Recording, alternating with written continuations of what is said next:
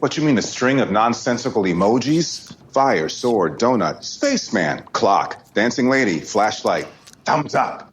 How am I supposed to know what that means? I ignited the flaming sword, used it to cut a hole in space and time. Mum's light flooded through it, then it closed up behind her. All good. Oswald, my friend! Bruce Wayne, what a lovely surprise. You certainly are getting out quite a lot these days, aren't you? The way I see it, everyone else in this town is having fun. Why shouldn't I? I agree. You and your insanely large bank account are more than welcome here. We're gonna need your shrink ray, Ray. I'm not particularly fond of that name.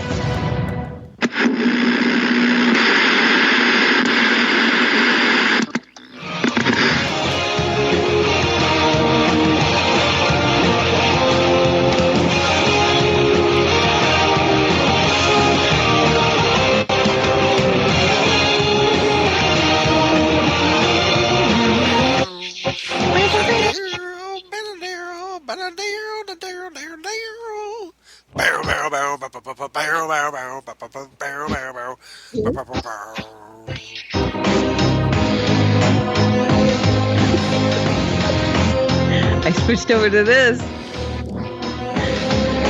Apropos. That's what we used to. Yeah, I remember that theme. Welcome everybody to the Phantom Zone, episode 125 for the week ending December 9th, 2017. Rapidly running out of 2017. Oh, thank goodness. Yeah, because I think a lot of us are ready for this year to go bye-bye. I know I am. Yeah, I was much more relieved to see 2016 go bye-bye. Yeah. 2017 also, not the best year ever. No, not really. Not really. We are now in the darkest timeline, so. We certainly are. We should all have beards. Yeah. All of us. And I've got a day growth. Does that count? Sure. Okay. Right now. Sorry, I've never been good at growing a beard, ever. I would hope not. Yeah.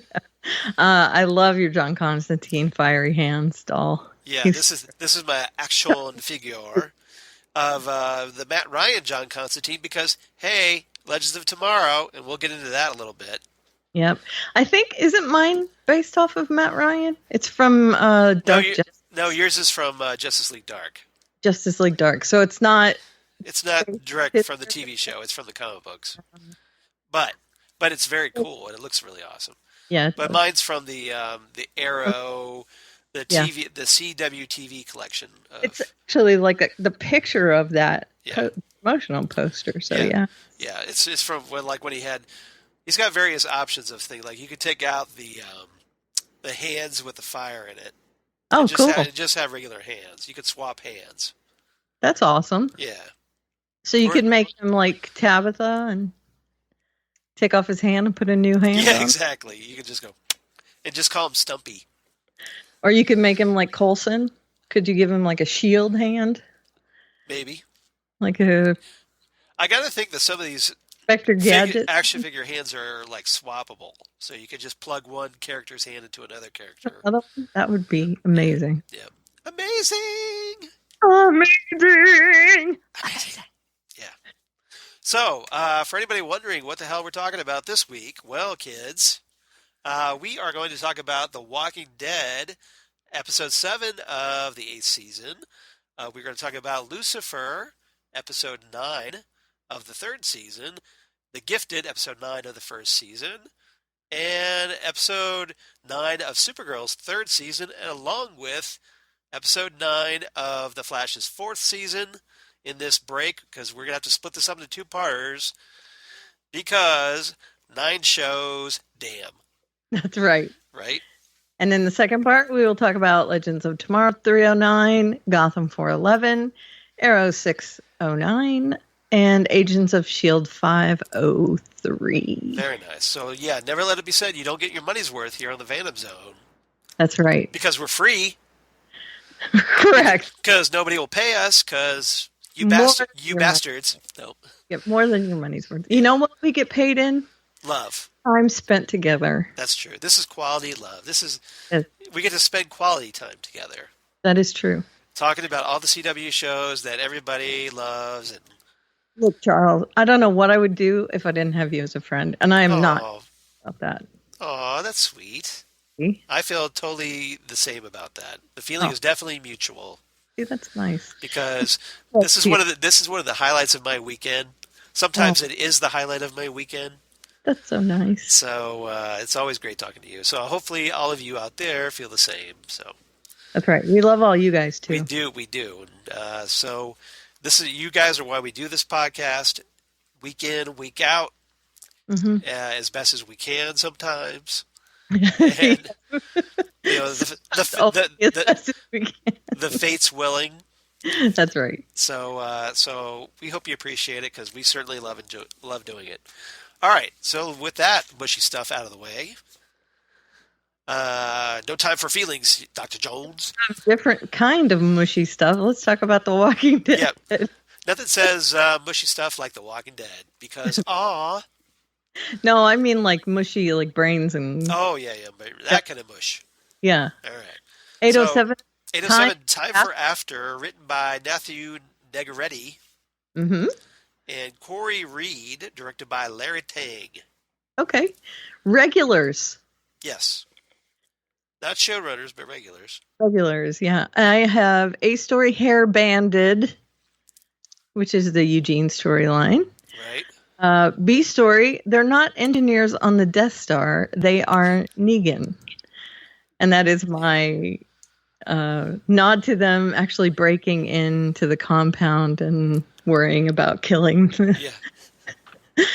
the workers instead of just Negan. Yeah. It's not like the construction guys on the Death Star. Right. The second Death Star, I should say. Right. Yeah. Paint me like one of your trash women.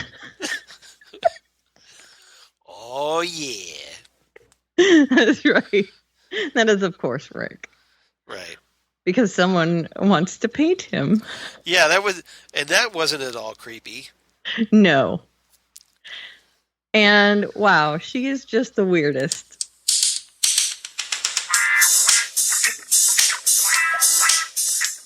I think she has designs on him like that. I think she just wants to paint him. Don't you think? I think so. Yeah, but she was like Felix from Orphan Black in her apron with nothing else on. She's basically like if Felix from Orphan Black had sex with Spock from Vulcan. And it was in a pile of trash. Right. So like there inside Oscar the Grouch's garbage can. Right. Yeah. Exactly. And then she was born there. Which is weird. There. Yeah. Yep. If they had sex at a prom and the baby was left in the garbage can outside of prom. Yeah. Let's just say Jadis is a little odd, and we'll leave it at that. All right, so let's dive in. Abe Story, Hair Banded. Now that is Eugene. I did the banded because that would be Eugene. Right. Because Eugene is deciding he's going to stick with Negan. So he's banded with Negan. Right. So now Eugene, wow, Eugene's a mess in this episode. He's flaming out hard here so far.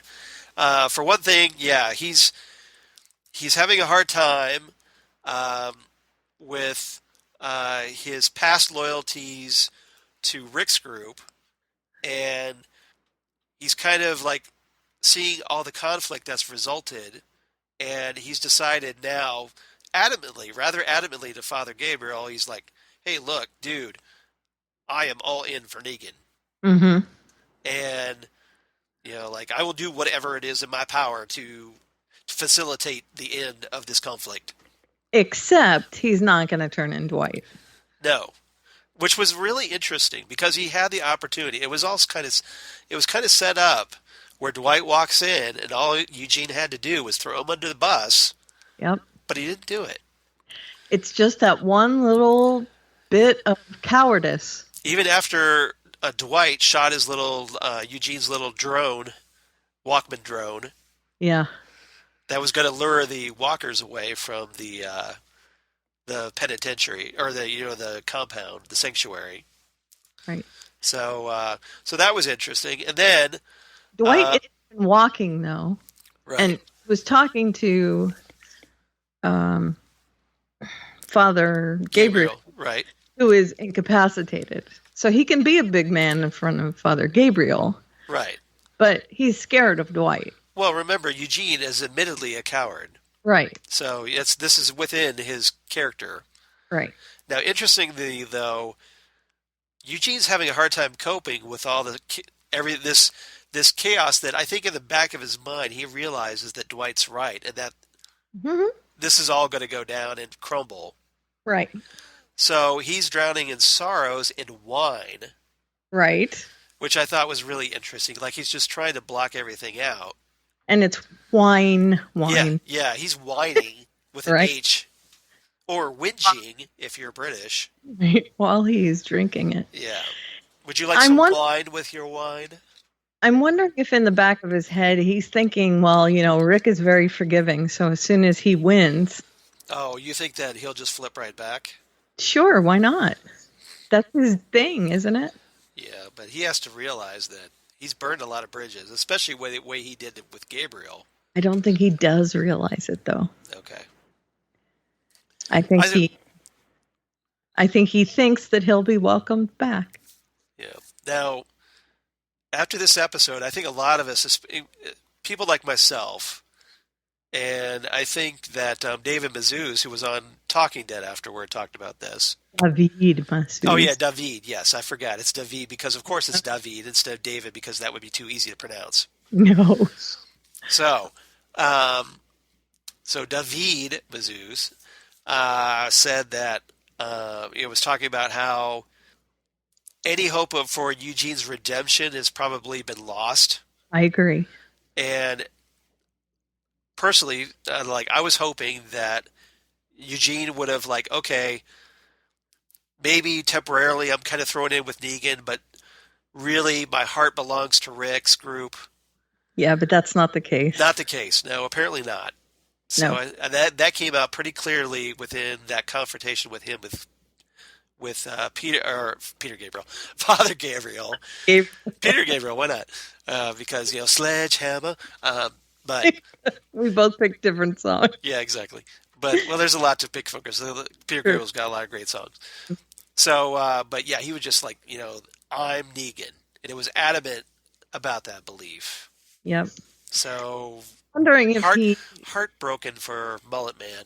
Agreed. And one of the things that I'm thinking is that he might be one of the casualties of the mid-season finale. Yeah, and I don't think anybody would really miss him now at this point. Nah, I mean, I would. I'd miss the old Eugene. I think he's been dead quite a while, though. Right. But as far as this new Eugene, I definitely would miss him. Yeah. So there's that. But a lot of people are wondering if Coral's going to be killed off because of some real life things that are going on with him. Oh, really? What's going on with him? I'm not familiar with that. College, for one thing. Well, that makes perfect sense. And he cut his hair. Oh, did he? Yeah, but oh. Time between now and his next filming day for him to come back. Yeah, he could grow up back pretty easy when you're that young. They've said that already. Yeah. And the fact that he was accepted into college and he went ahead and accepted, he enrolled in the college, and it's nowhere near Atlanta. That was a thing. But you know who I think has a shot at being killed off in the mid-season finale? Who? Daryl.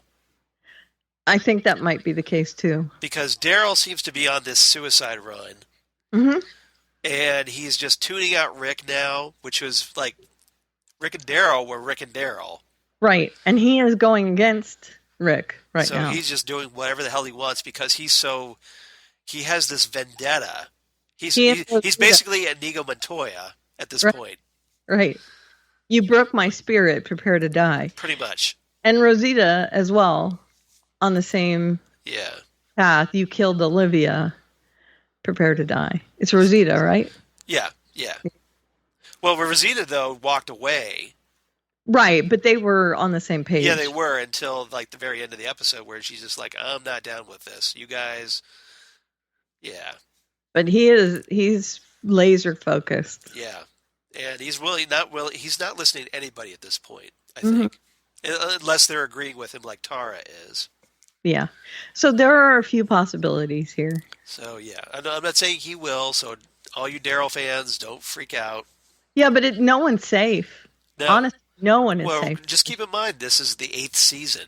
Mm-hmm. So, he's been around quite a while. A character that was never in the comics to begin with. Exactly. So the only one that we can determine 100% is safe is Morgan, because we already know he is going to Fear the Walking Dead. yeah, but here's the thing, though. Fear the Walking Dead is set in the past. So what if they kill Negan off in the present? Morgan. I'm sorry, yes. They kill Morgan off. Thank you. They kill Morgan off in the present on The Walking Dead. He leaves the show and goes to Fear the Walking Dead, which is set in the past. It's so confusing. I think Fear the Walking Dead is going to be set between. It's probably going to be time-wise. I think it's going to be after the pilot episode of The Walking Dead where Rick met Morgan. Right. And remember, there was a long time between that and then the Clear episode. Right. So I think Morgan's period is going to be set between that. Okay. That's what I would do. Okay. Because we don't know exactly the events leading to him becoming Clear guy. Right. Okay. That could be. Definitely. That's my guess. So we'll see if that happens. All right. But Morgan, I think, could die rather easily. Ezekiel might be on the chopping block as well because of his attitude right now. He didn't last long after in the comics after Shiva died. No, he didn't. Because he just didn't have the will to live after that. Right. Okay, so we kind of covered they're not engineers on the Death Star. They are Negan. That is, Daryl driving his... Right. His, truck that he got. A truck, right? Yeah, that he commandeered. He's driving it through the gate. And that garbage truck. Right. He lets all the walkers in. Yep. And he essentially pins all the sanctuary guys, all of Negan's guys in. And so that by the time Rick shows up at the end of the episode, all the walkers are gone. Right. And Rick's just like, what the hell, guys? Right. I had all this planned. Oh, I had them all set up there. Daryl. You dirty rats. You bastard! Yeah, really, right? So speaking of Rick, let's talk about the C story then. Okay. Well, he was stuck in a what was it? Like a supply like a hot box. A hot box, yeah. At the garbage dump. Yeah, it was like a tank. A supply thing, I don't know. But essentially served the purpose of a hot box for him to cook in the sun. Yeah. And he was all sweaty. He was stripped down to his undies. Yep. So apparently Rick is a briefs guy. Gross is all I could say. Men who wear tidy whities. I'm a boxer briefs guy. See, that is the way to go. Thank you. You compromise. That is the way to go. Because you don't want to be like just hanging. No, you got to be tucked in, but not too tucked in. Whitey's is like you don't want the wedgie. It's like you're in the 3rd grade. Right. You know what I mean? Right. Not the kids' underpants. Yeah. So I'm boxer briefs guy for the record. For anybody, for the two of you that actually care about that. And if you care about my opinion at all, it's got to be boxer briefs or nothing. Yep. Or nothing. Or nothing. Okay. All right. I see what you're saying. A little free action. Sure. Okay. Keeping it free. So, freedom. They finally let Rick out, and they're going to test him again with Spiky Head Dude with another. They got another. Rick got rid of their other like gimpy creature, so they built another one. Right. Which is hilarious. Yeah, and he's not exactly the same. No, he's not as cool as the first one. Right. But he's got his like spikes coming out of his head and face. And he's got a harness on instead of this Right. whole suit. And they just pit them against each other like gladiators. Yeah, basically cue the classic Star Trek theme. Dun, Dun, dun, dun, dun, dun, dun, dun, dun, dun, dun, dun. Dun, dun, dun, dun, dun, dun, dun, dun, dun, dun. And of course, Rick wins yet again. Because he's Rick. Right. He got a little rough go of it, though, because he was dehydrated and... But, if it was a fair fight, Rick would win Right. easy. I liked it. Now, he did lull one of the other, the trash people into, like, a little false sense of security. And then he bashed their head in by backing his head into their face and Right. took advantage of the situation. Rick fights dirty. As he needs to, because you're in the junkyard. Yeah, you got to fight dirty.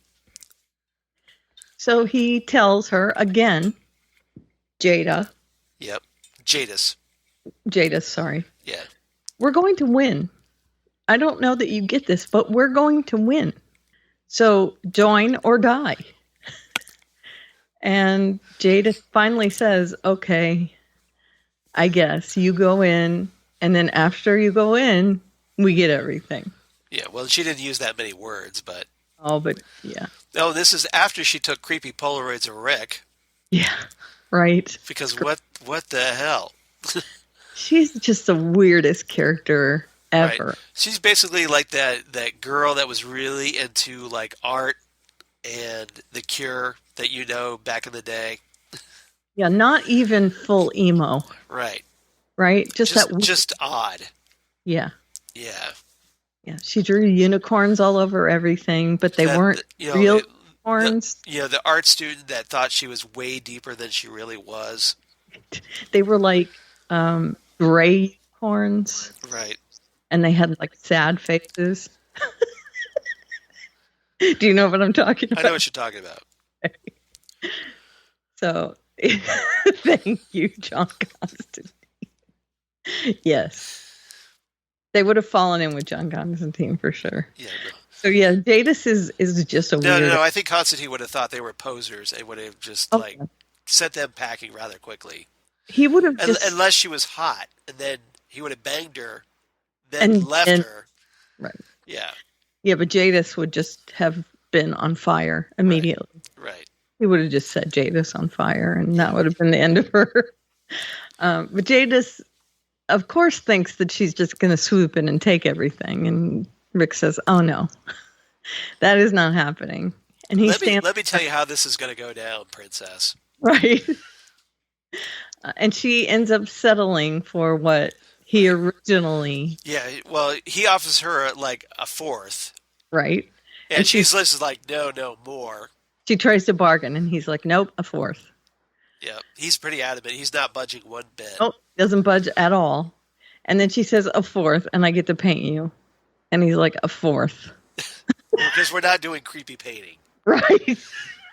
And finally, he just leaves. You've got the Polaroids. What do you need me around for? Right. And so I guess their deal is that they'll help, and she'll get a fourth. Right. Which is what he went in there with to begin with. Yeah.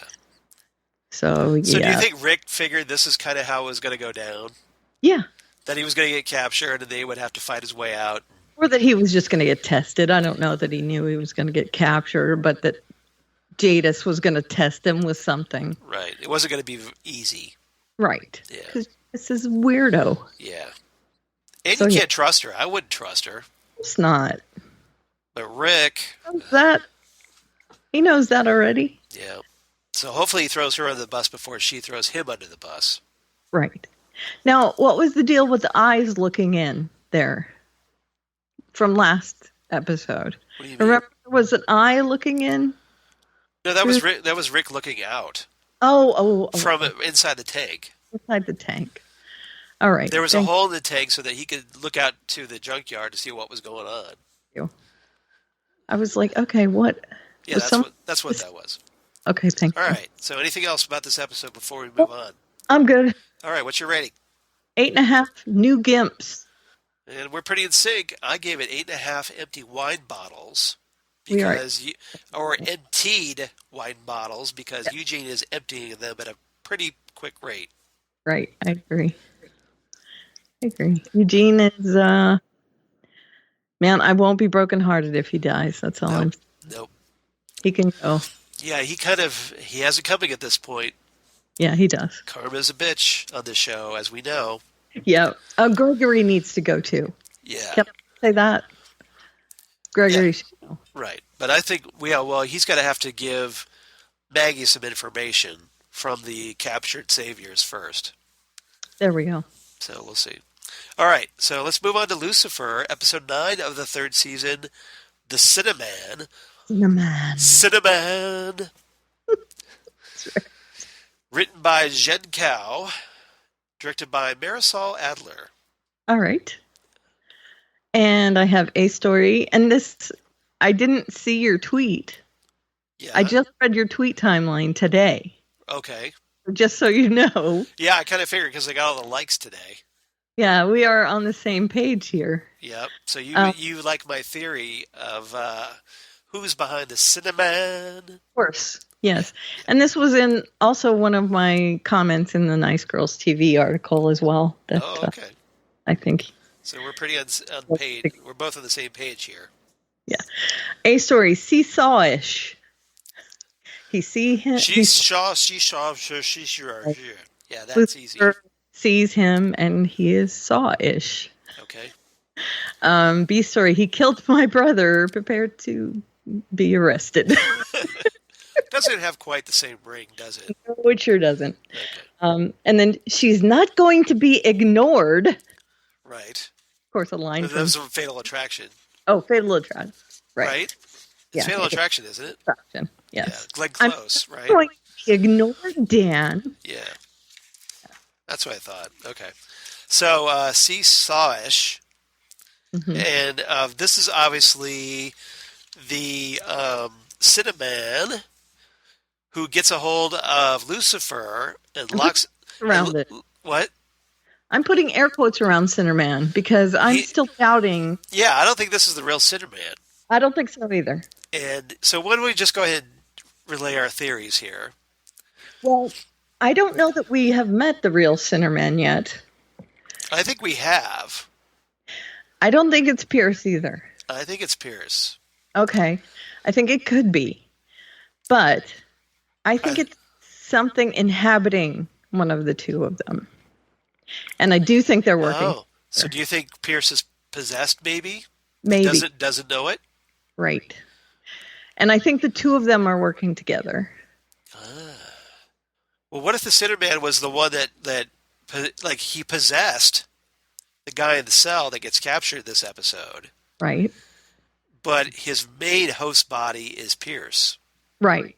Something along those lines. Ooh, that could be cool. They're definitely working together. I mean, I think Pierce has something to do with it because why would... Because, well, for the longest time, remember, he was hunting the Sinnerman, or supposedly. And all of a sudden now it's okay to tell Chloe after it wasn't okay to tell Chloe. And, I mean, he's all in with letting her in on the whole thing after being adamant. Right. Keeping her out of everything. Well, here's what I'm wondering, is because at the end of this episode, Pierce lets the Sinnerman, he's ready, I could shoot you. Right. And the Sinnerman says, well, do what you got to do. Mm-hmm. But Pierce doesn't shoot him. Right. Right. So I think that's all show. Then they just leave him in the interrogation room. Pierce isn't in there talking to him. Nothing. Right. Leave him open for Lucifer to go in there and talk to him. I mean... It just seems far too convenient for my liking. Yeah. There's a lot of conveniences there. Yeah, and he was captured far too easily. Yes. Very easily. Found very easily. He showed his hand very easily. Yeah. It's just way too convenient. Yeah, I agree. So yeah, there's some hinkiness happening there. And Lucifer gets kind of taken captive, but all it takes is for one person to come and let him out. Right. There was no guard there. Well, there's not. He just basically locked him in a room. He didn't do anything to him inside the room. Right. I was waiting for like, okay, traps or, like torture, because it looked like a saw room. Right. And this is where you get the see Sawish from. Right. Because it did look like a room from Saw, and he was locked in there. So we're like, okay, where does the mutilation start happening? Right. I think it was just something to get his attention. Yeah. And to lock him in a room so that he could talk to him through that TV. Right. And all Maze had to do is track him there. Right. And well, Sinnerman probably didn't know that Mazaki was tracking Lucifer. But still, I mean, it was just, literally just someone tracking him down and opening the door and he's free. Yeah. So, I mean, it's not like he had to gnaw off his own leg or whatever. Right. Oh. He wasn't chained to anything. Oh. Right. At all. So yeah, it was just too easy, and just I wasn't impressed with the Sinnerman, quote unquote. And then he gouges his eyes out at the end of the episode, so Lucifer can't ask him what he wants. Well, that was all that goes back to earlier in the episode, where Lucifer is like, looking right at him and trying to look into his eyes so he can figure out what he desires. Right. And the Sinnerman's kind of toying with him. He's playing with sunglasses. Like, oh, too slow. Right. And then, so Lucifer goes into the police station once the guy's in the interrogation room. Like, okay, perfect opportunity. Mm-hmm. But he goes in to finally find out what this guy desires. Oh, boom, boom, boom, boom. Right. Oh, he cut out his own eyes. Darn it.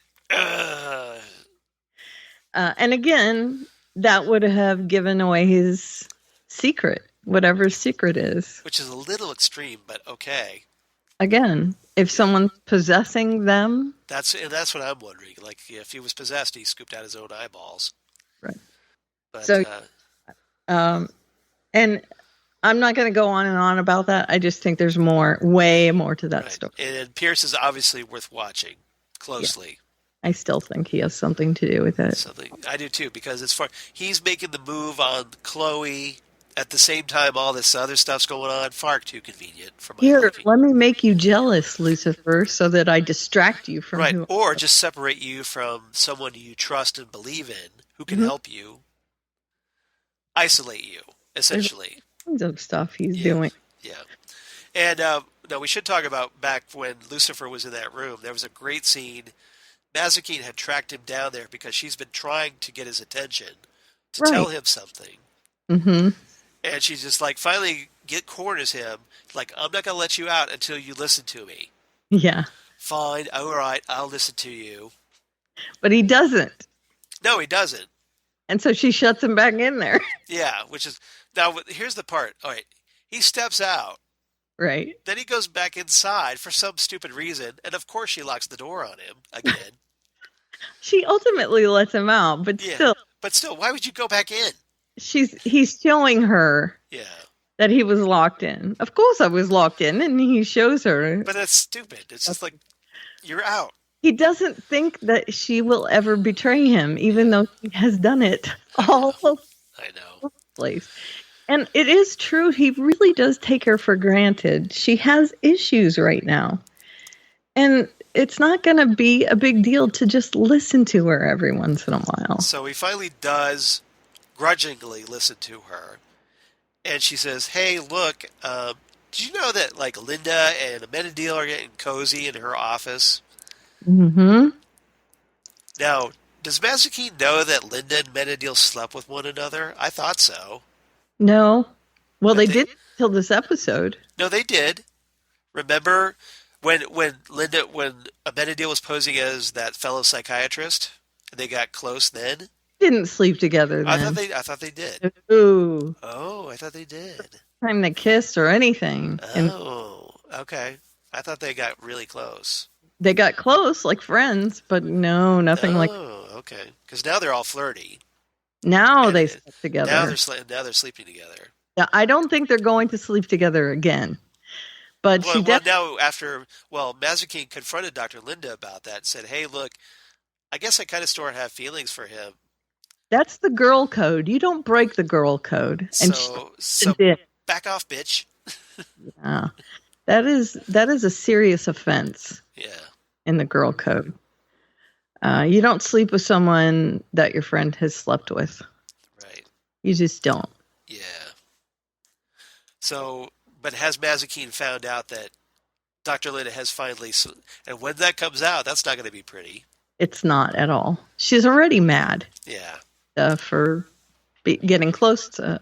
Right. She's mad. She's mad that she has these feelings for a minute deal. Right. Right. So I am not going to like that at all. I was still hoping that Mazikeen would get pregnant with a Menedeel's baby. That would be awesome. I don't think she can get pregnant, though. Well, and it would explain the pregnancy. Yeah, that's true. Oh, because he's an angel. Right. You know, like, oh, hey, on Preacher, angel and a demon. Right. They create Genesis, and then, the baby goes off and becomes Genesis on Preacher. We talked about this. If Menedeel and Maze were the creators of Genesis. Yeah, that's what I'm saying. Wouldn't that be awesome? Okay. That would be the great Lucifer Preacher crossover. There we go. Okay.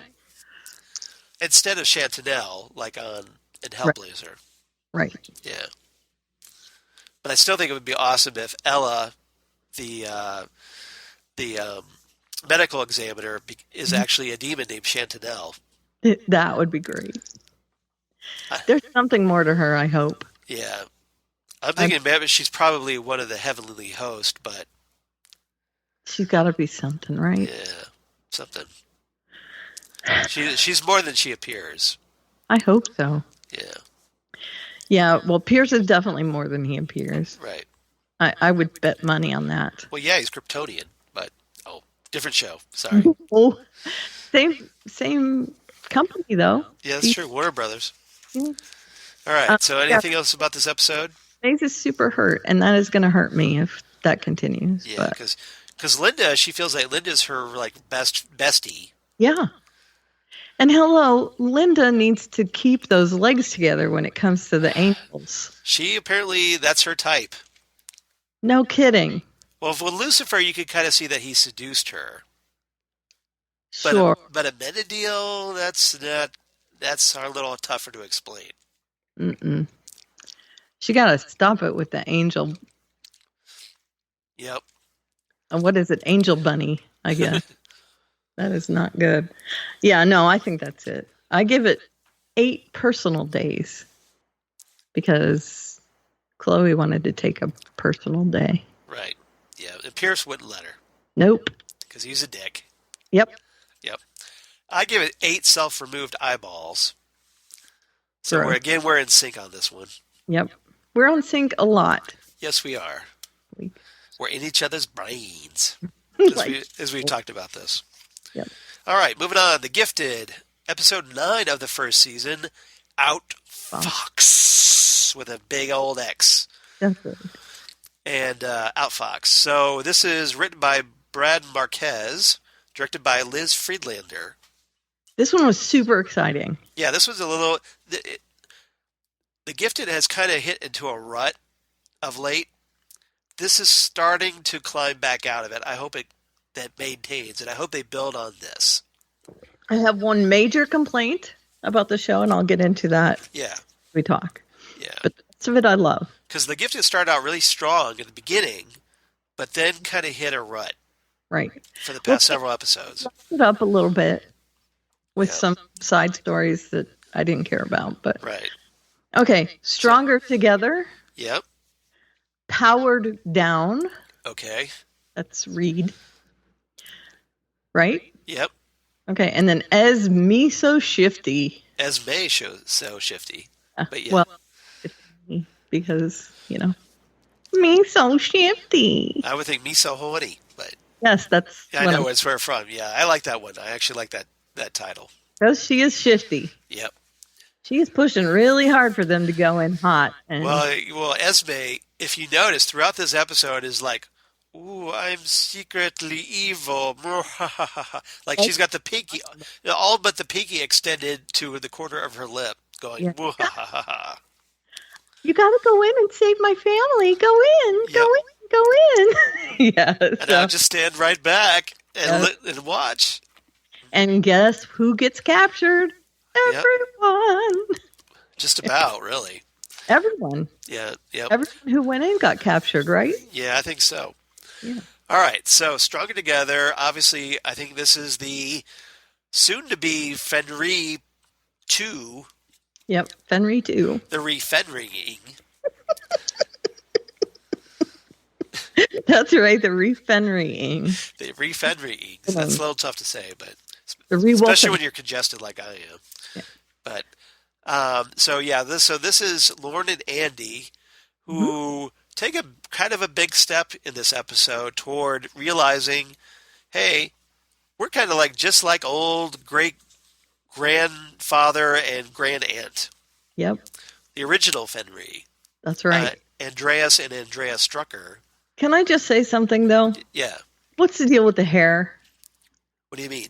When they hold hand and her hair goes all wacky. Well, it's the power. I see. It's like, this force. I mean, it's cool, but Yeah, just like our her hair's all blowy. Like, okay, let's turn on the fan off camera. Poof, poof, and it's just whoosh, everywhere. yeah, it's weird. Yeah.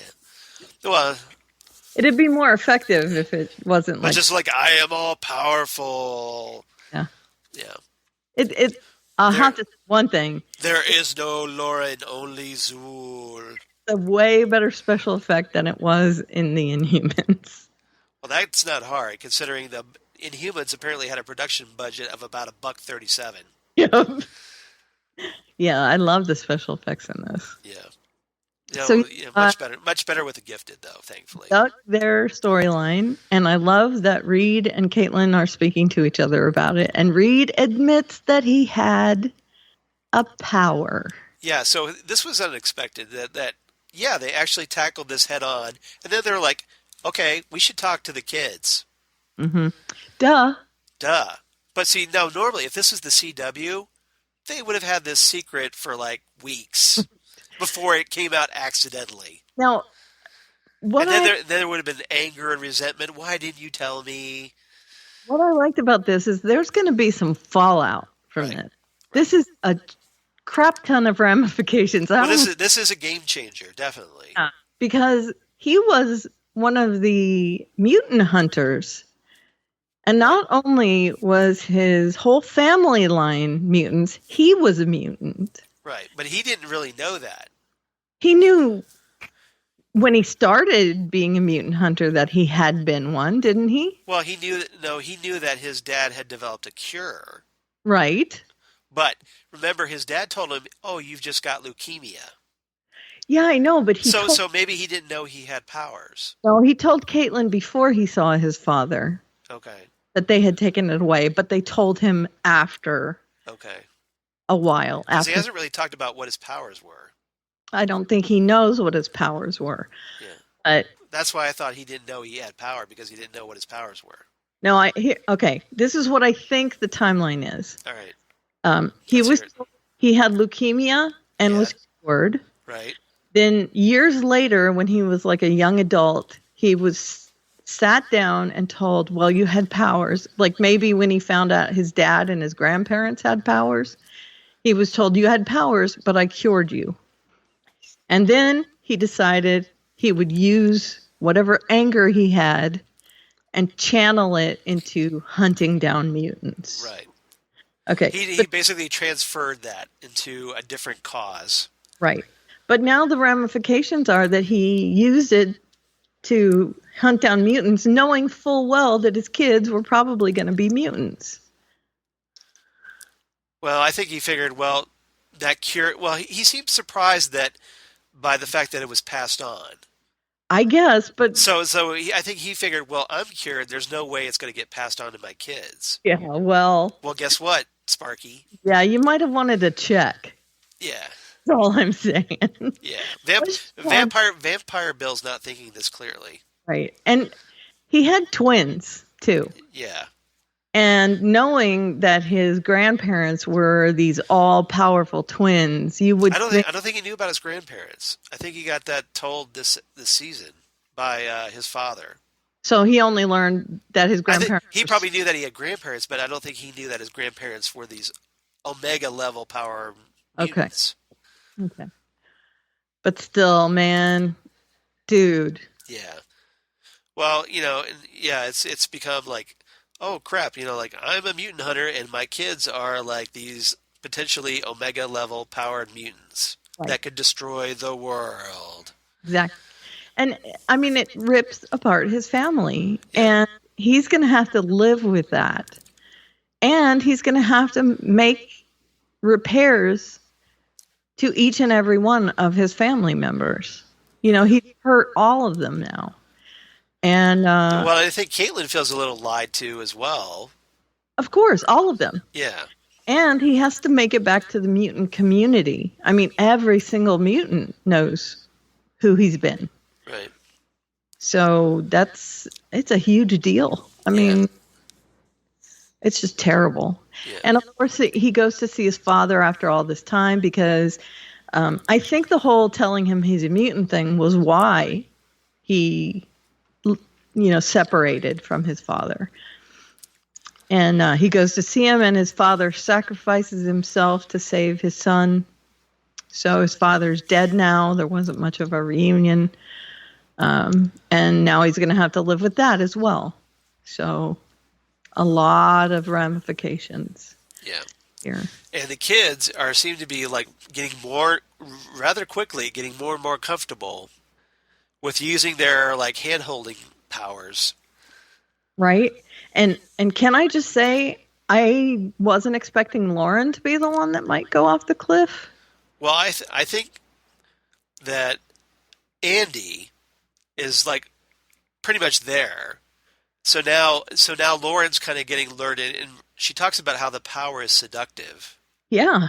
So yeah, she's becoming seduced by the dark side of the mutant force. Andy is the one who pulls back at the end instead of destroying the whole warehouse and bringing it down not only on their heads but on their teammates' heads. So I think they're both kind of feeling this because they talk about how they almost become one. Yeah. And they see through like the same eyes throughout all this. And how powerful it is. And, right. So it's almost like they become one being. Right. So there's this going on. Right. You can hear it. Yeah. Yeah, definitely.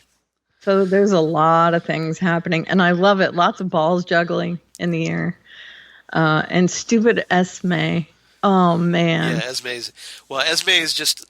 I think we got to find out what her agenda is, who she's really working for.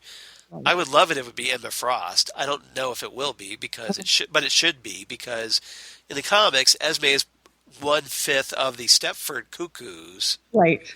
Who are these like pretty much like they dress and look alike. These 5 girls that have telepathic abilities, and 2 of them get killed, so then they get down to 3 Stepford Cuckoos.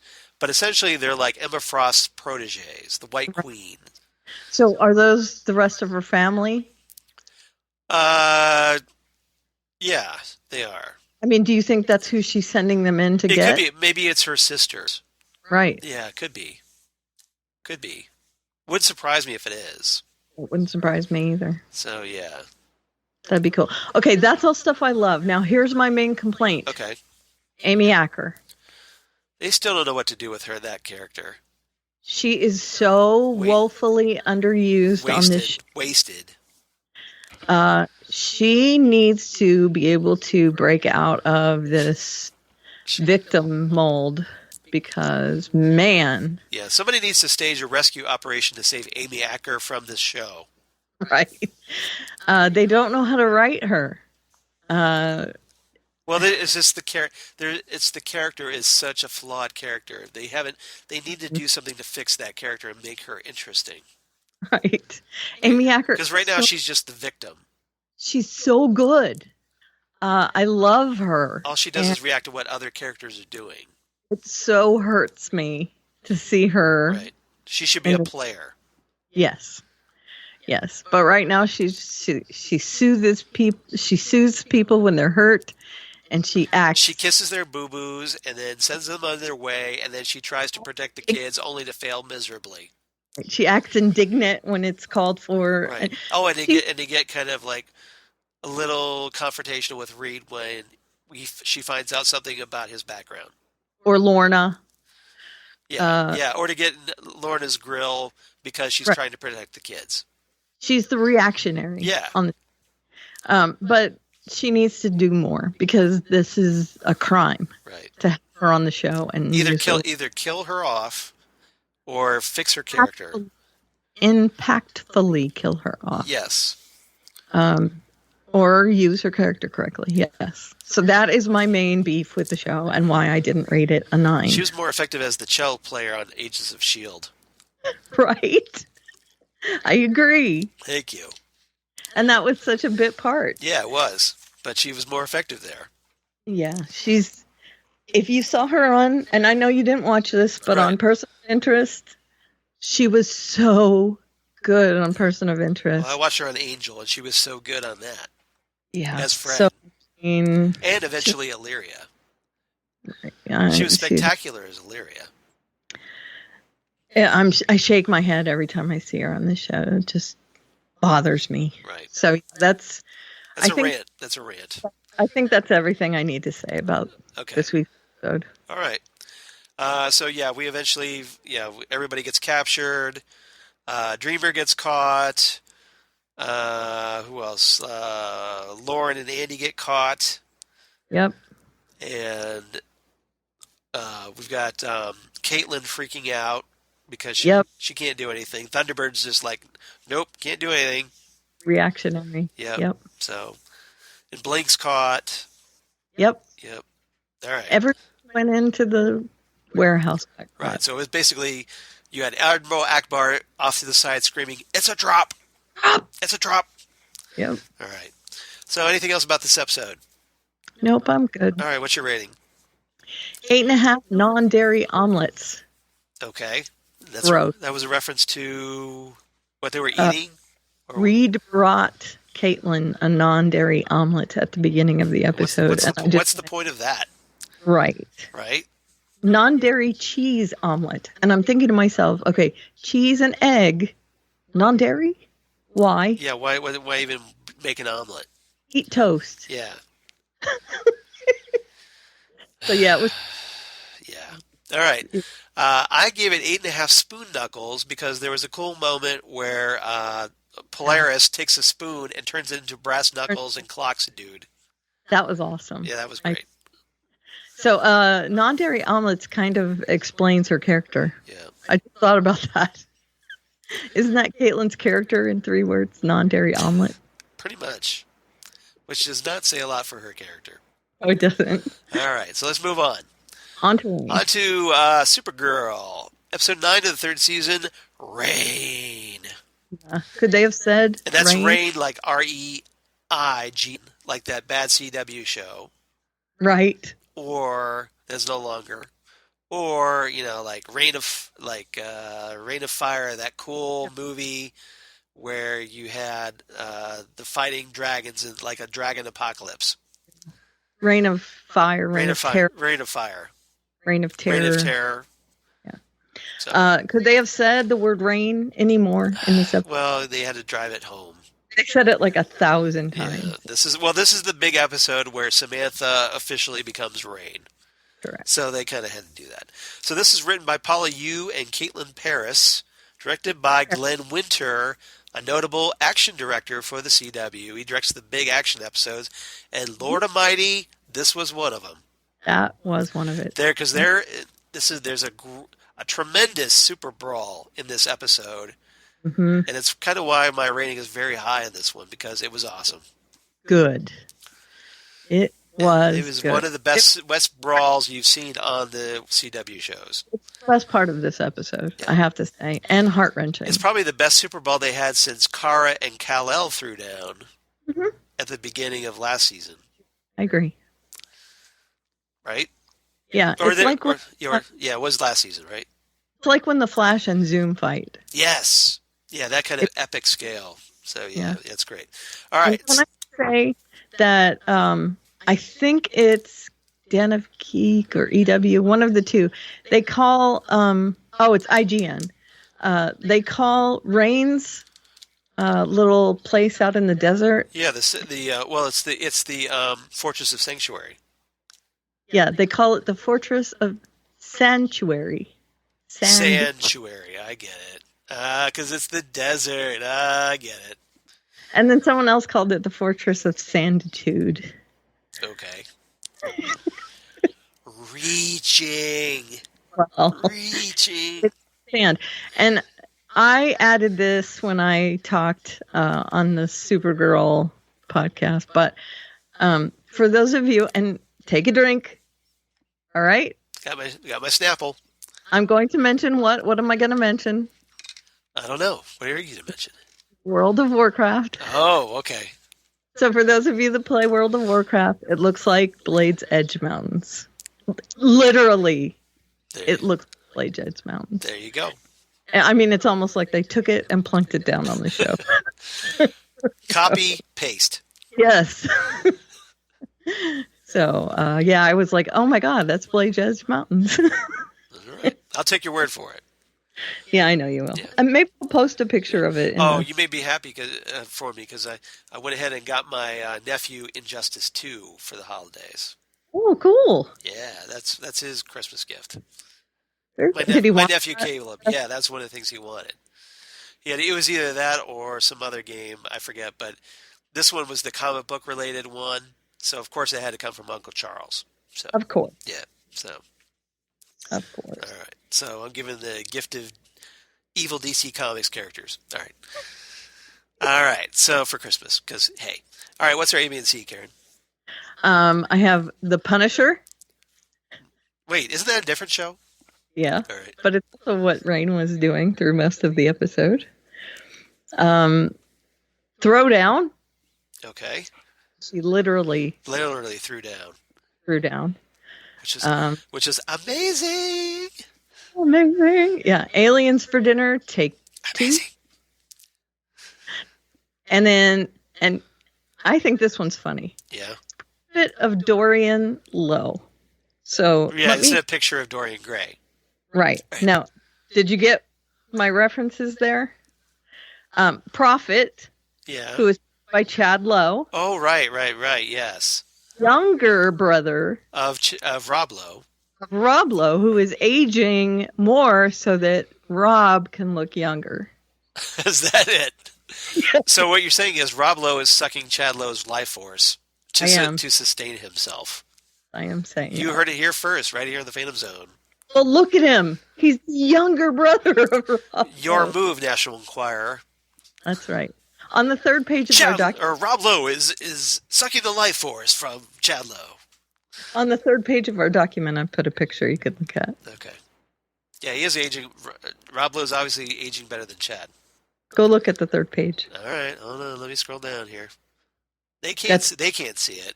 No, but that's Blade's Edge of Mountain. Oh, okay. There's the blade. It basically it's like it's got all spiky out of the ground.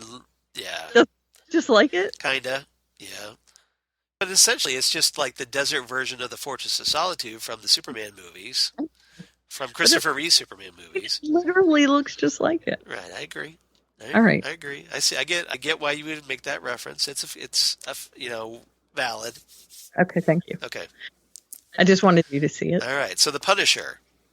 The Punisher, Throwdown, and then Aliens for Dinner, Take 2, and Prophet of Dorian. All right. So the Punisher, being in this case Rain. Correct. Now this is obviously the big episode. Samantha's still like having these nightmares and whatnot. She is living a dual life. Right. She's going out and vigilante justicing it up. Yeah. Now the question is Samantha actually aware of this? Oh, she's not. So yeah, she's basically because she'll go off in the night as Rain unwittingly and go after people, criminals or whatnot. Yeah, And- but the vigilante way, definitely. She doesn't really care whether they're alive or not Right. by the end of her little... And then finally, though, This is because her foster mother has kind of tipped her off to this. Right. And eventually now she's actually being proactive. There's one point, she rips open her shirt just like Kara does as Supergirl, revealing the rain emblem underneath. Mm-hmm. So it's obviously the parallels the metaphor is blatant as all get out in this episode. It certainly is. And, Samantha's trying to put on this facade for her daughter Ruby. Like she's giving her like a Supergirl necklace and all this, but she's kind of just dissociated from this other life that she's living as Rain. Mm-hmm. Until they essentially throw down because Rain shows up after leaving all these little rain emblems, the shield emblems everywhere, basically like graffitiing the entire national city with these emblems. Right. And then finally just shows up at one place and confronts Kara, and they throw down, which of course leads us to Throwdown. Exactly. And by the way, Samantha's mother played by the ever amazing Betty Buckley. Right. From Eight is Enough. Correct. Right. Broadway. Yeah, but primarily that's where we know is from Eight is Enough. But she's awesome. Yeah. So this moment where the two kind of get ready to throw down is just all kinds of epic. Mm-hmm. They start off, they're on the top of the Catco building. They introduce each other. Oh, I'm Rain. Wahahaha. And, of course, one thing leads to another. They start fighting rather quickly. And the fight is taking place through buildings, which is just awesome. God, that holiday party. They crash through a holiday party. So there's this great sequence. And it's probably my favorite thing of this episode. They're crashing through the middle of this building into this holiday party. You hear Jingle Bell Rock by Hall & Oates playing in the background. Yeah. And you've got party goers looking over. Rain is getting thrown down like a conference room table. And just this back and forth. And I'm thinking at this point, Kara, there's all these like innocent people around. You might want to take this fight elsewhere. Right. So after throwing her through another building and causing more property damage, then she finally decides, okay, let's take this out elsewhere. Mm-hmm. And they end up on this kind of freighter. Right. In the Bay, Ocean, I'm not sure which. Right. It's the same place where the gang was exchanging drugs. Oh, yeah, it's like a cargo ship, excuse me. Yeah. So they basically throw down in the cargo ship. And Rain beats on her quite a bit there. Big time. Until they throw her. The fight goes back to National City. And Rain just wails on Kara pretty hardcore. Right. In the middle of a street with onlookers. Yeah. Well, there's one part where she's like, they're on top of a building. And Rain just drops her onto the pavement below. Like, see ya. Like she dropped the mic. Well, that's the end move, isn't it? But there was one part where she has like a street lamp and she swings it at Kara, and Kara grabs it, and she does this like where she swings it back around like a figure eight. Right. It's Rain, and it is the best sequence. I love that. And it's heartbreaking because you see like a little girl watching her hero get beat. Yeah, well, that's a great moment because Kara is essentially getting beaten down at this point. But then she looks over and she sees this little girl, and she kind of wills herself to get back up, even though she really shouldn't.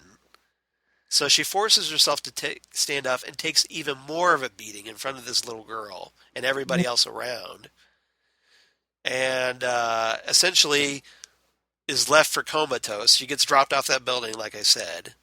Mm-hmm. So the DEO, who's come onto the scene, they swarm on top of her, rush her off, back to the DEO. She starts crashing on the table. Yep. Now, where was the DEO when she was getting beaten up? Damn good question. Because John? Right, yeah. Or Where was or Superman? Cousin? Yeah, where's your cousin? Where you know, Right. like you're getting your ass whooped. Where's your cousin? Right. Where's the Martian Manhunter? Those are my questions. Hell, where's the Guardian at this point? Yeah, anyone. No one. Nobody nearby. The Guardian is in a alley with Lena. Well, that's true, yeah, because there was a moment where you're right that James has to protect Lena because they started investigating these emblems that are around because they think that Morgan Edge is behind it all, and even though Edge is just like, nope, not me, but hey, thumbs up. But yeah, let me take advantage of it and glom on so that it looks like I might have had something. And I can slag Supergirl in the process. Yep, exactly. So yeah, there's that. Now, I also want to talk about Aliens for Dinner Take Two because this kind of echoes last year's Thanksgiving, right? Where Mon-El came over for dinner. Guess who's coming to dinner? They had a dinner party, and then at the end, a portal opened, and they ended up getting interrupted. But this year, they had a dinner party, and again, it's Myron has come over for dinner. Mirren. Yeah. Mirren has come over for dinner, and there are references to that Hall & Oates song that was playing during the fight. Jingle Bell Rock, yeah. Right. Jean wants his father. Which is a great cover, by the way. I guess it's one of my favorite covers of the song. I love Hall & Oates. Yeah. It's a great video, too. It is. It's very funny. Very festive. It reminds me of the stuff that Foo Fighters does in their videos. Yeah, it's very tongue-in-cheek. Yeah. And then, of course, Sam shows up, and unknowingly, she is an alien. So we get two for the price of one at this dinner. And it's an interesting dinner party as well. I mean, I love Mirren and Wynn. Yeah, they start talking about Christmas stuff and everything, and yeah, it's pretty good. It's pretty good. That line though, where he says, "I bet you don't even know what a sequel is," and Jean goes, "I'm sorry, but Empire is the best out of all the movies," and he's like, "I love you, Papa Bear." It's just so great. Yeah. Wynn and Jean are becoming one of my favorite duos on the show right now. It's really great, the interchanges they have. So, yeah, I love that dinner party. But then, of course, they go and ruin it with Kara almost getting killed. Yeah. And the show is coming back at its normal time, not too long from now, January. But then it's going to get replaced by Legends. Yeah, so let's run this down. So I was going to save this for later, but yeah, let's go ahead and do it now. So Supergirl, as it's going to be, when it comes back in January, it's going to be around for 4 weeks. Mm-hmm. And then it gets replaced by Legends of Tomorrow in February. For 9 weeks. For 9 weeks. Well, that finishes that run. And then Supergirl won't be back until April. Right. So it's a little staggered season, but hey, no repeats. Right, that's true. So, it's a little. I'm a little mad about it, but hey, whatever. Well, the reason they're doing this is because apparently the CW head guy has made this edict that no more than 4 superhero shows on the network at the same time. Right, and this is when Black Lightning is. Yeah, now Black Lightning is going to basically take over Legends' spot after The Flash on Tuesday nights in January. Hmm. So that kind of leaves Legends a little homeless, so they're going to basically fill the gap between Supergirl episodes with the rest of Legends. Right. Everybody got that? And it's so stupid. Why don't they just have 5? Yeah. Right. So dumb. Yeah. They have Riverdale on. Well, Riverdale is a very popular show. But it's a superhero. I mean, it's a comic book show, but it's not a superhero show. They're not superheroes. Book show. Yeah, it's basically like the Hardy Boys. So. Still. Yeah. It's a comic book show. So there's other CW shows that they could replace. Yeah. And find it. Yeah. So anyway. Yeah. Yeah, I think this is going to hurt Supergirl, unfortunately, because just that kind of like, well, when's Supergirl on? I agree. So I'm a little concerned about that. So everybody's going to have to pay attention. Tell your friends when it's on, because CW is not apparently helping much. That's right. Just remember, I do a podcast about it. Yeah, and don't take it out on Black Lightning. This is just this isn't Black Lightning's fault. This is just No, it's not. or Legends' fault. So don't blame Legends either. It's the programmer's It's the fault. programmer's fault. So yeah, just support all the shows. Don't Yeah. just spite the other shows just because you're a Supergirl fan. No, not at all. Yeah.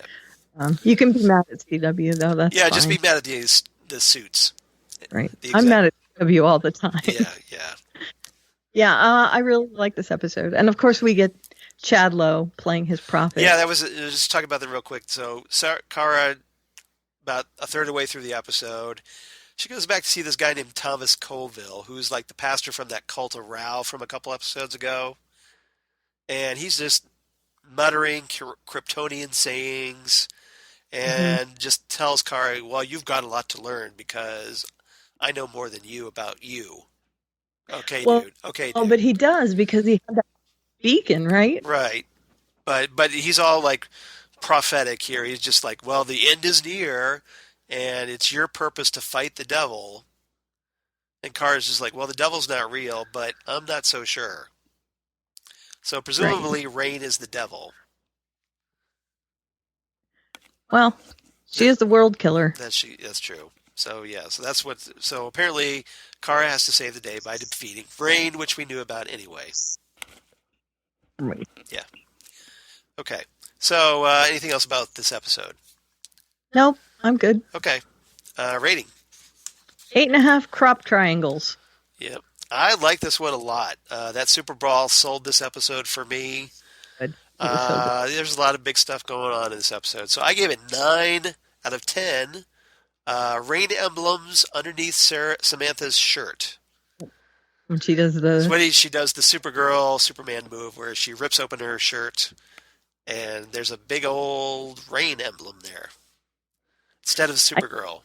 I said the word that activates my smart device. Oh, yeah? What was it? ECH0. ECHO. Echo? Yes, it makes my Echo. Amazon device Okay. go blue. So if you heard that, I was wondering what that was. Yeah. All right. So last show for this part. The Flash, episode 9 of the 4th season, Don't Run. Written by Sam Chalson and Judalina Nera. Directed by Stefan Plazinski. That's what you said. Yeah, exactly. Gesundheit, right? Right. Yeah. All right. A story. Amunet's her bounty. I see what you did there. For a body image. C story. Gift with strings. Okay. And All okay. right, so Amunet's her bounty. Amunet's back. So, yeah, we get the return of Katie Sackhoff as Blacksmith, who they don't refer to as Blacksmith. They keep calling her Amunet because the character's real name is Amunet Black. Right. Just call her Blacksmith. We need Cisco to give her a nickname. She's really good in this episode. Chewing the scenery again as for every little bit that it's worth. That's true. Coming off like Scary Poppins, if you're a Doctor Who fan. The only reason I allow for her to be okay in this episode is because they introduced her as this bounty hunter type character. Okay. If she hadn't been, I would have been really irritated with her because she took up a really big part of this episode that really should have been dedicated to the Thinker. Yeah, well, they do have. They did dedicate quite a lot of the episode to the Thinker, but if you got Katie Sackhoff, you want to use her as much as you can, right? I agree. Especially bringing her back. Yeah. So, as long as established her character already, I'm okay with. Right. So, essentially, in this episode, Amunet captures Caitlin, who essentially that Amunet has this metahuman that Amunet shot. Mm-hmm. And he's got this like device or something inside his neck. Right. And it needs removed. So Amunet drags him to like this hospital room in the middle of an like abandoned warehouse or something. she's got all this equipment there already, Yep. but we're not sure exactly where she got the equipment from. But Caitlin's just like, I don't know if I could do this. And Aminette's like, yep, you're going to do this. So this metahuman, whose name is Dominic, apparently it turns out he has telepathic abilities. Right. And that's kind of important later on when we kind of dovetail right into the Thinker's storyline in this episode. Mm-hmm.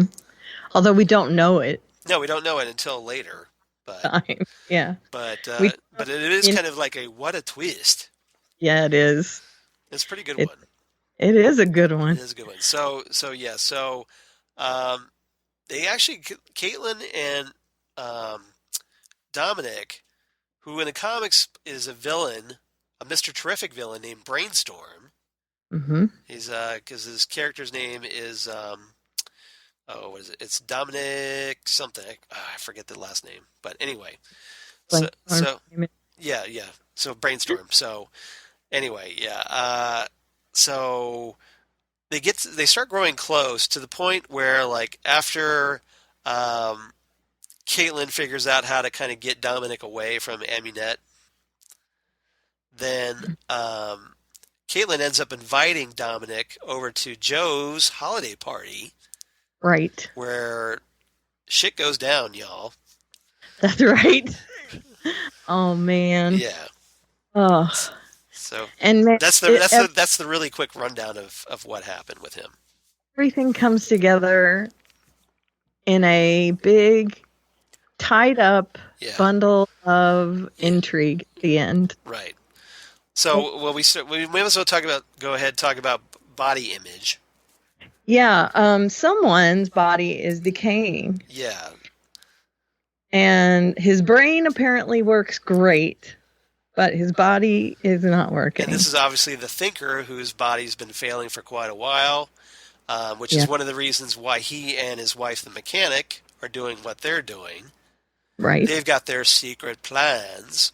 Mm-hmm. And right now it's gotten to the point where Clifford DeVoe, the Thinker, can't even button his cardigan. Right. So his muscular degeneration is rapidly spreading.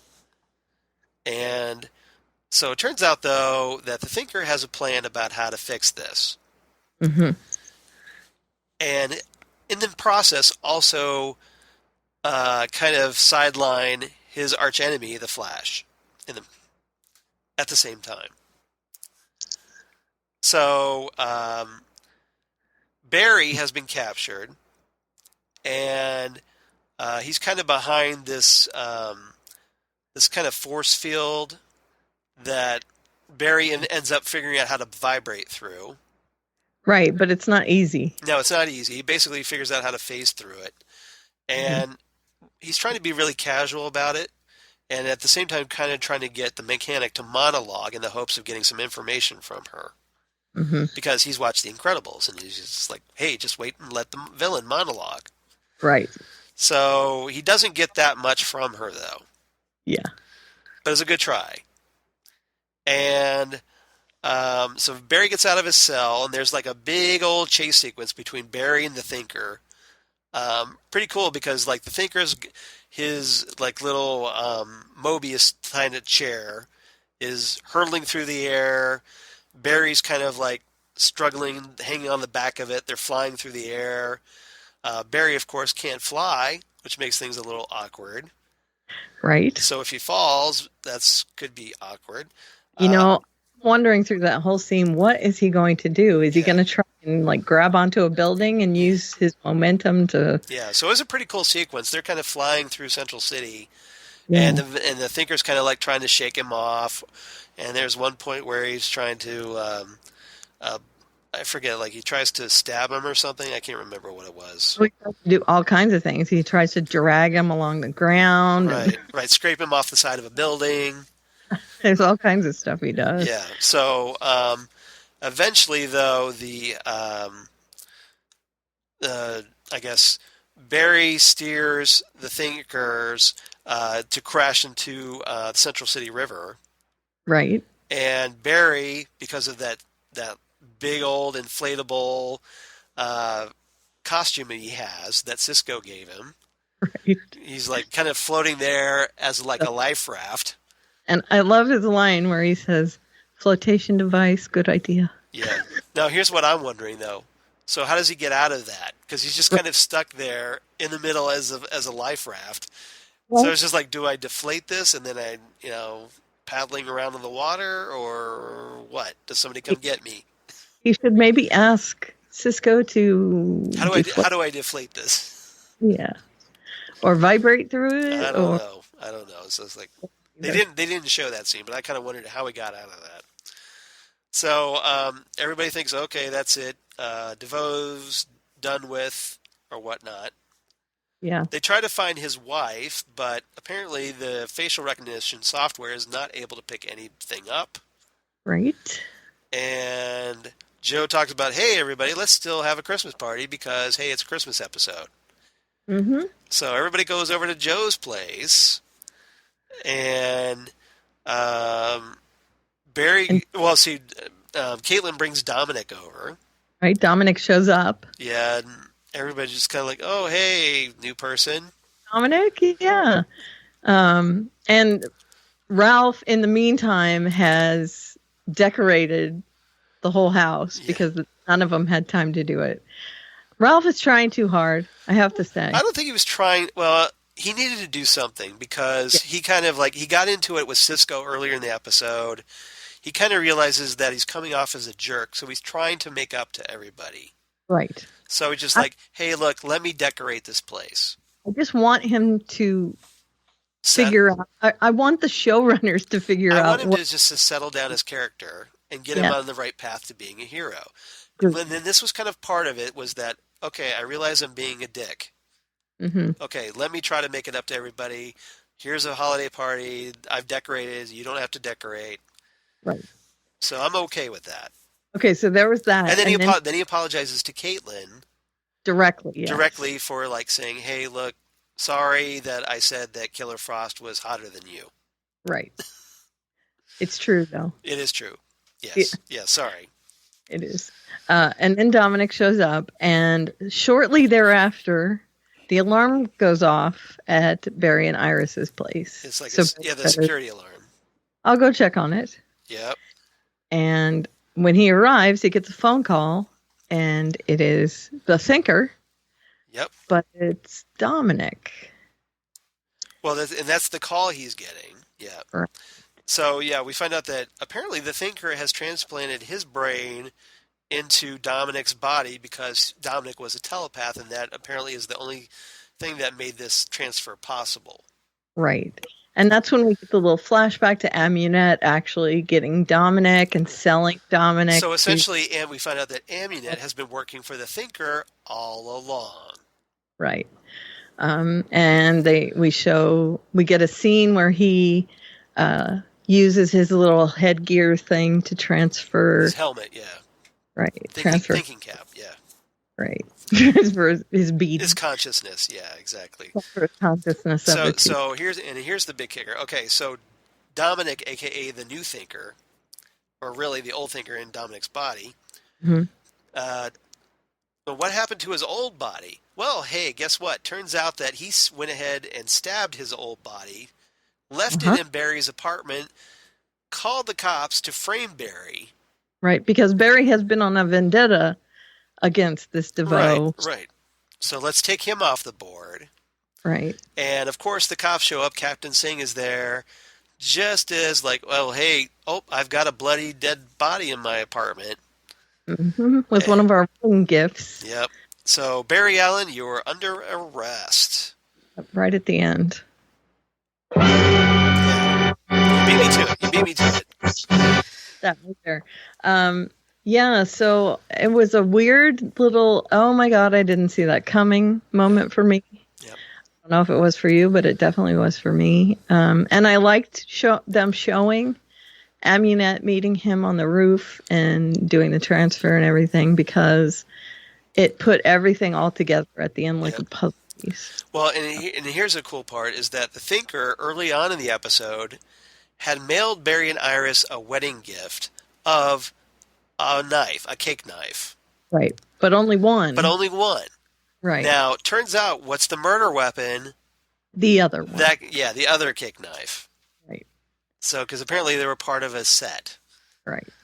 So he, the one he used it to stab his body, and then he. Yeah. So the question is, well, okay, where's the murder weapon? And does it have Barry's prints all over it? Right. I'm sure it does. Yeah. Because why would he leave that? Right, to chance. Yeah, exactly. Because that's how he is. That's got to be part of the frame, although we don't see that in this episode. Right. So what a twist. Body swapping. Yeah, I liked it. Yeah, didn't see that coming, did you? Because we thought, oh, Brainstorm's going to be showing up as another villain. Nope. Surprise. He's a villain, but... Yeah. So I guess the Thinker's going to be played by a different actor from now on. Looks like it. Yep, so... And then, of course, the Thinker's wife, the mechanic, is like, oh, I've got a younger, hotter husband. There was a bit of smooching going on there, wasn't there? So is that a cougar thing? It looks like it. Does that count? Sure does. All right. Why wouldn't it? Yep. So what did you give this episode? I gave it 8.5 for the twist. I liked it. I thought this was good because of that twist, and it kind of raised the stakes, obviously. 8.5 out of 10 discarded thinker bodies. Yeah. And I want to mention the one thing that What did you give it? 8 mentions of wedding thieves, because I did bring this up last week that Oliver and Felicity kind of glommed on. Yeah. Wedding, and Iris threw some shade and said, yeah, because we didn't get our own wedding, did we? As well she should have, because remember, I ranted about this pretty hard last week. Yeah, me too. So I was very upset about this, and I'm glad to see Iris wasn't going to roll over either, because I kind of wonder if that was the Flash writers kind of digging at the Arrow people for stepping in all over their big moment. I would too, and that is... Because that had to be all Wendy Miracle. You just know she had to, like... Yes. And Guggenheim. They're like, oh, yeah, we got to make this all about Elicity. Right. So it was nice to see Iris kind of saying, hey, I didn't get my own wedding, so this is our party. Yep. At least we have our own party. Yeah. Although we still don't have any indication of how Joe felt not being there for the actual ceremony. Right. Right. Yeah. So maybe how about we do another do-over without Elicity nearby. Once Barry's out of prison. Yeah, we got to get him out of prison first. So I kind of wonder if we're going to get a little bit of homage to the Trial of the Flash with this. Well, we might. But although that was in the comics where Barry kills Professor Zoom and goes on trial. Right. So we'll see if that happens or not. Or if this is just like, hopefully a short time, just it's not going to be prolonged. I don't want it to be prolonged. Either. So I want him back out there trying to prove it, get his innocence proven and back out there fighting crime. I agree. All right. So that'll about do it for this set of episodes. Be sure to come on back because, hey, we got Legends of Tomorrow, we've got Gotham, we've got Arrow, and Agents of S.H.I.E.L.D. left to talk about. That's right. So, and we also have some Justina feedback, so you got to come back for that, right? That is correct. All right. No excuses. Come back for part 2 of episode 125. We'll be here.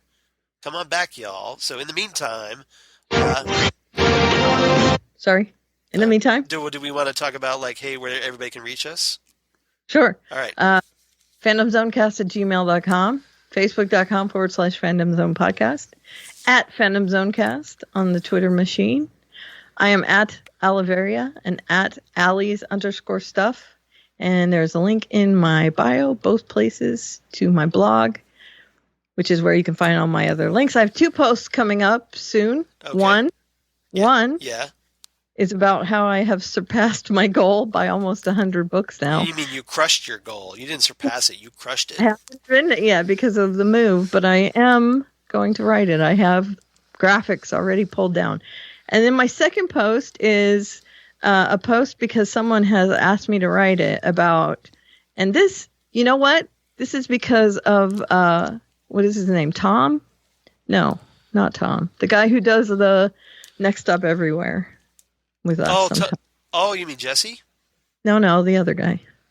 Oh, I see what you're saying. That is Ken Schaefer. Ken, thank you. You're welcome. Ken asked why I read so many romance novels. And I write a post about why every kind of genre is romance. Romance should not be looked down upon. Nope. That is going to be my second. All right. Be sure to tag Ken on that, or Bill, don't worry. Or email it to him. I think you've got his email. I do. All right. But anyway, so that's me. And where can they find you? Obviously, you can find me on the Twitter machine at Charles Skaggs, at Charles Skaggs on the Instagram as well. Facebook, of course, Charles Skaggs. Google Plus for all you crazy kids on the Google Plus. And my blog, Geeky Things. Damn good coffee. And hot. Damn good coffee and hot. Where I talk about all the shows that we talk about here on the Phantom Zone podcast and more. And lots of news about comics and sci-fi, movies and TV show goodness. So, and lots of casting news. So please check that out, including the upcoming DC series Titans, which is going to be on the DC digital service, or whatever the hell they call it, because they still don't have a name for it yet. Might want to get on that, guys. Just saying. That's right. DC digital service works pretty well. That's what everybody's calling it now anyway. CW, CBS. I don't know. All Access. To be one, because they're all one company, and now they're making you pay for all these different things. Yeah, well, just it's basically cable breaking up. You won't need cable anymore, but you'll just have to pay for everything individually. Oh, what a pain in the ass. Yep. All right. Yeah, because everybody wants their own Netflix. Yeah. But at least the DC is like doing something where they're making new shows and content that you might actually want to watch. Correct. So support that. That one might actually be worth supporting. All right, so I know I will. And subscribe to us on Apple Podcasts and leave us a review. Yeah, please do, because and definitely follow us on the Facebook, because we would definitely appreciate that, and also on Twitter.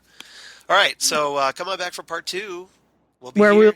Legends of Tomorrow, Gotham, Arrow, and Agents of S.H.I.E.L.D. Yeah, I already did that, but you can do it again. You're doing it again. Yep. All right. So we'll see you on the flip side. Bye, everyone.